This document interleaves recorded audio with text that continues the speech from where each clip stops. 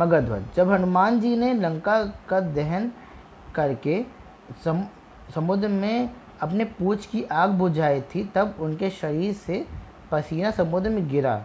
वो एक मीन ने निगल लिया था, उस ही से मैं उत्पन्न हुआ। हनुमान जी, मैं ही हूँ हनुमान पुत्र। यह सुनते ही मगधध्वज हनुमान जी के चरण छू लेते हैं। हनुमान जी, मुझे तुम्हारी सहायता चाहिए। अहिरावण श्री राम और लक्ष्मण को कहाँ लेकर गया है? मगधध्वज, आप भेष बदल कर अंदर जाकर बैठ जाइए, क्योंकि अहिरावण 2 व्यक्ति की बलि देंगे। हनुमान जी मगधध्वज का रूप धरकर अंदर चले जाते हैं। अंदर जाकर कामाक्षी देवी को देखते हैं और उनके पास जाते हैं। हनुमान जी कामाक्षी देवी से, देवी, क्या आप प्रभु श्री राम और लक्ष्मण की बलि चाहती हैं?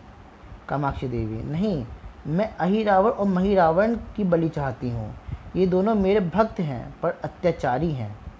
हनुमान जी, इन दोनों का अंत कैसे होगा?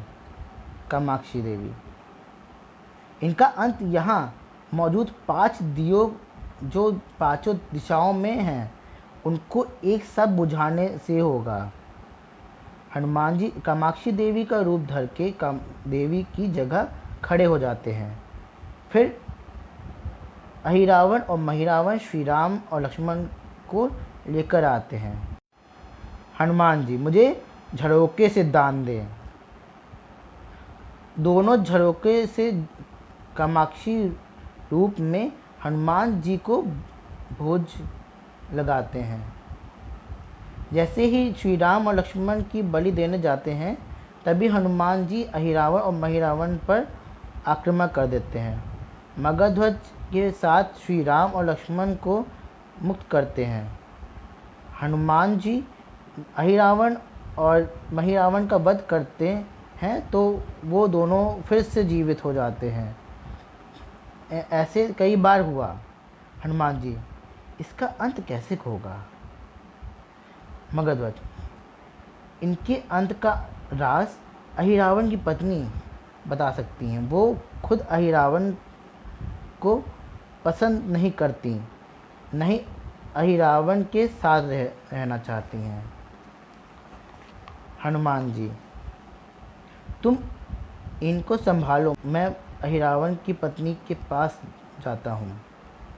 हनुमान जी अहिरावण की पत्नी चित्रसेना के पास जाते हैं।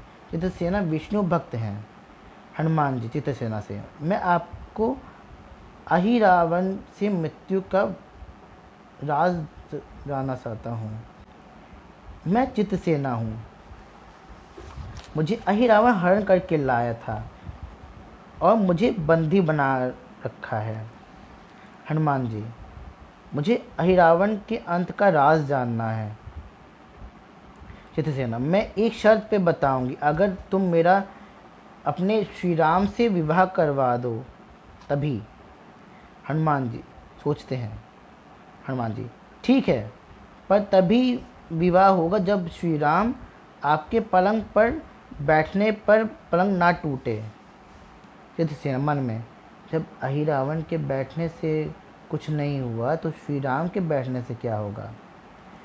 चित्रसेना हनुमान जी से, ठीक है, दोनों के आस पास भंवरे घूमते रहे। वो राक्षस हैं। भंवरे दोनों अहिरावण और महिरावण के मरते ही अमृत की बूंद डाल देते हैं। आप उन भंवरों का अंत कर दो, तब आपके लिए उन दोनों का वध करना आसान हो जाएगा। हनुमान जी, अब मुझे आज्ञा दें। हनुमान जी सारे भंवरों का अंत कर देते हैं, पर एक रह जाता है।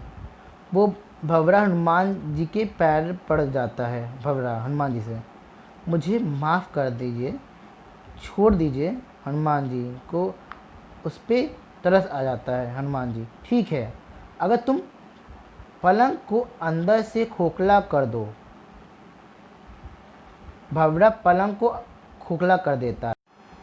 फिर हनुमान जी को याद आता है कि हनुमान जी मन में, पांचों दियों को एक साथ बुझाने से ही अहिरावण और महिरावण का अंत हो सकता है।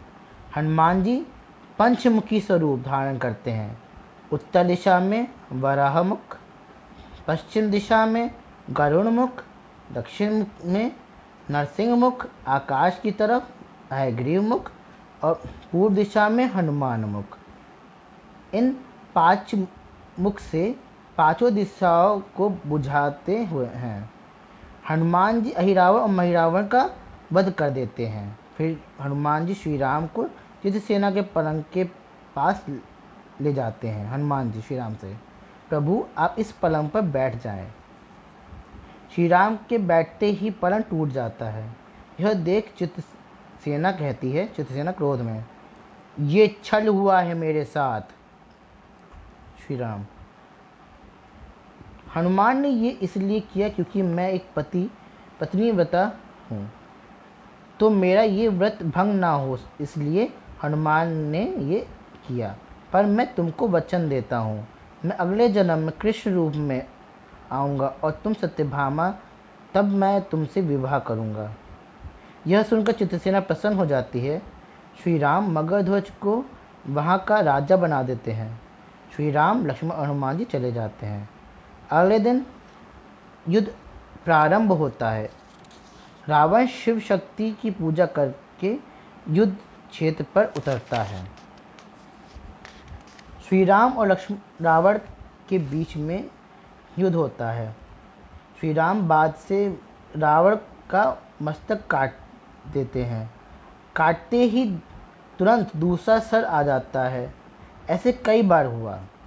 ये देख श्री राम सोच में पड़ जाते हैं। श्री राम, जितनी बार मस्तक काटो उतनी बार नया मस्तक आ जाता है। रावण रथ पे सवार हो रथ को आकाश में ले जाता है। यह देख इंद्रदेव अपना रथ भेजते हैं। सारथी, देवराज इंद्र ने ये रथ भेजा है। श्री राम उस रथ पे सवार होकर आकाश में चले जाते हैं। तब श्री राम और रावण के बीच युद्ध होता है। फिर दोनों जमीन पर आ जाते हैं। विभीषण श्री राम से, प्रभु आप नाभि में मारिए, क्योंकि भ्राता रावण की जान और अमृत उनकी नाभि में है, के नाभि में बाण मारने से है। बाण लगते ही रावण गिर जाते हैं, पर थोड़ा होश में रहते हैं। श्री राम लक्ष्मण से, रावण बहुत ज्ञानी है, जाओ जाकर कुछ ज्ञान प्राप्त करो। लक्ष्मण, रावण से ज्ञान? श्री राम, जहाँ से ज्ञान मिले ले लेना चाहिए। यह सुनकर लक्ष्मण रावण के पास जाकर बैठ जाते हैं। लक्ष्मण, आप कुछ जीवन का ज्ञान दे। रावण, मैं क्या ज्ञान दूँ, और तुम कह रहे हो तो बताता हूँ। पहली बात, शुभ कार्य जितनी जल्दी होकर लेने चाहिए और अशुभ को जितना टाल सकते हो उतना टाल देना चाहिए। मैंने श्री राम को पहचान नहीं पा सका और उनकी शरण में जाने में देर कर दी, इसी कारण मेरी यह हालत हुई। दूसरी बात, आपने शत्रु को कभी अपने आप से छोटा नहीं समझना चाहिए। अपने ये भूल भी कर दी थी। मैंने जिससे साधारण वानर और भालू समझा, उन्होंने मेरी पूरी सेना को नष्ट कर दिया। मैंने जब ब्रह्मदेव से अमरता का वरदान मांगा था, तब मनुष्य और वानर को अतिरिक्त कोई मेरा वध ना कर सके, ऐसा कहा था, क्योंकि मैं मनुष्य और वानर को तुच्छ समझता था। ये मेरी गलती थी। तीसरी बात, अपने जीवन का कोई भी राज हो उसे किसी को भी नहीं बताना चाहिए। यहाँ भी मैं चूक गया, क्योंकि विभीषण मेरी मृत्यु का राज पता था। यह मेरे जीवन की सबसे बड़ी गलती थी। यह कहकर रावण मर जाता है। यह दिन आश्विन शुक्ल दशमी है। फिर सब लोग सीता जी को अशोक वाटिका से श्री राम के पास लेकर आते हैं। श्री राम सीता जी से, तुमको अग्नि में प्रवेश करना होगा। अग्नि जलाई गई और सीता जी ने उसमें प्रवेश किया। प्रवेश करने के बाद सीता जी सहित सलामत वापस आ जाती हैं। श्री राम ने सीता जी को अग्नि प्रवेश करवाया क्योंकि असली सीता अग्नि देव के पास थी। ये तो छाया सीता जी थी जिसको सीता जी अपने जगह पर छोड़कर गए थी। असली सीता जी को वापस पाने के लिए अग्नि परीक्षा हुई। लक्ष्मण विभीषण का राजाभिषेक करते हैं। विभीषण श्री राम को वापस जाने के लिए अपना पुष्प विमान देते हैं। सभा विमान पर बैठ जाते हैं और अयोध्या की तरफ चल पड़ते हैं। जहाँ पे वैष्णो माता होती हैं वहाँ पर श्री राम विमान को रोक देते हैं। श्री राम सबसे, मैं और हनुमान अभी आते हैं। श्री राम हनुमान जी साधु के भेष में वैष्णो माता के पास जाते हैं। दोनों को वैष्णो माता दिखती हैं। वैष्णो माता, आप कौन हैं महात्मा? श्री राम, मैं भिक्षा लेने आया हूँ। फिर श्री राम और हनुमान जी अपने असली रूप में आते हैं। श्री राम, आपने मुझे नहीं पहचाना, फिर मैं आपसे विवाह नहीं कर सकता।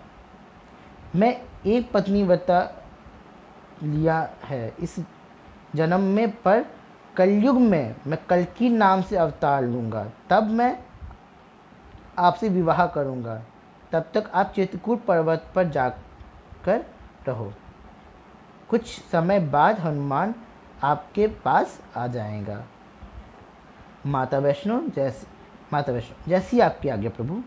फिर माता वैष्णो चली जाती हैं और चित्रकूट पर्वत पे 3 पिंडी महाकाली, महालक्ष्मी और महासरस्वती के रूप में निवास करती हैं।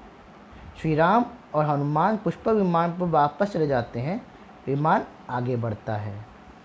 ये हमारा लंका कांड पूरा हुआ।